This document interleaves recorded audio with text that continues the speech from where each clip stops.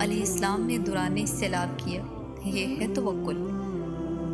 جیسے ابراہیم علیہ السلام نے دہکتی ہوئی آگ میں کیا، یہ ہے توکل۔ انسان بھول جائے کہ اس آگ کے اوپر پاؤں رکھا تو میں جل جاؤں گا، وہ اتنا یقین پختہ کر لے کہ اگر میں نے پاؤں رکھا تو بچانے والے اس رب کے ذات ہے، وہ مجھے اس آگ میں فنا نہیں ہونے دے گا، وہ اللہ مجھے اس آگ میں جلنے نہیں دے گا، وہ اللہ مجھے اس آزمائش میں ہمیشہ رہنے نہیں دے گا، وہ اللہ ہمیشہ مجھے اس مصیبت اور پریشانی میں مبتلا نہیں رکھے گا، وہ اللہ مجھے ہمیشہ اس بیماری میں مبتلا نہیں رکھے گا۔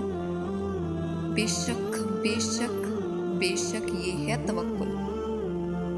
جیسے موسیٰ علیہ السلام نے سمندر پر چلتے ہوئے کیا، جیسے یوسف علیہ السلام نے اندھے کنویں میں کیا۔ کیا کنویں میں گر کر کوئی سننے والا آس پاس تھا وہاں؟ کیا کوئی امید تھی؟ تھی نا، امید تھی اللہ، یقین تھا اللہ، ہر چیز تھی اللہ، اللہ کے ہاتھ میں ہر چیز ہے، وہ کچھ بھی کر سکتا ہے۔ ایوب علیہ السلام نے بیماری میں کیا، جیسے یونس علیہ السلام نے مچھلی کے پیٹ میں کیا، جیسے ایوب علیہ السلام نے بیماری میں کیا، جیسے زکریا علیہ السلام نے اپنی بیوی کے بانجھ ہونے کے باوجود اولاد کی دعا کرتے ہوئے کیا۔ اندھے یقین کو توکل کہتے ہیں۔ یقین جب اندھا ہو جاتا ہے تو توکل کی شکل اختیار کر لیتا ہے۔ جیسے زکریا علیہ السلام نے اپنی بیوی کے بانجھ ہونے کے باوجود اولاد کی دعا کرتے ہوئے کہا، بس یقین رکھو، اندھا یقین، پھر دیکھو کیسے مقدر بدلتے ہیں، کیسے آزمائشوں کے پہاڑ ریزہ ریزہ ہوتے ہیں، کیسے معجزوں کے دروازے کھلتے ہیں۔ بے شک توکل کیا ہے؟ اللہ یقین والوں کے لیے راستے بناتا ہے، اور جانتے ہو یقین والے کیسے ہوتے ہیں کہ جب ان کی دعائیں بھی ان کے مخالف ہو جائیں وہ تب بھی اللہ سے مانگنا نہیں چھوڑتے۔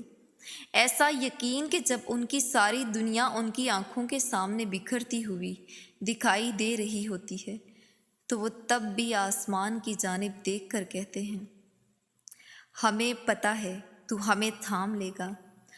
تو بتاؤ پھر کیا تم اتنا یقین رکھتے ہو پر کہ اپنے منصوبوں کو اس کے منصوبوں کے لیے ترک کر دو؟ نہیں، تم تو فوراً ڈر جاتے ہو اور پھر زور زور سے کہنے لگتے ہو کہ اللہ نے میری دعائیں تو سنی ہی نہیں۔ بھول گئے ہو اللہ کہتا ہے کہ تم کیا سمجھتے ہو کہ تم کہو گے میں ایمان لایا اور پھر تم آزمائے نہ جاؤ گے؟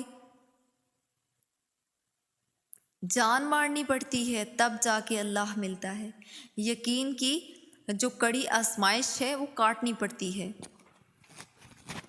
دائیں جانب چلنے کا کہہ دیں تو تم چل دو، یہ جانتے ہوئے بھی کہ تمہاری چاہ بائیں جانب سے، پھر دیکھو کیسے وہ بائیں کو دائیں اور دائیں کو بائیں کر دے گا، اور تمہیں اس راستے سے اپنی قدرتیں دکھاتا ہے جہاں سے تمہیں کچھ بھی ملنے کی توقع نہ تھی۔ سبحان اللہ۔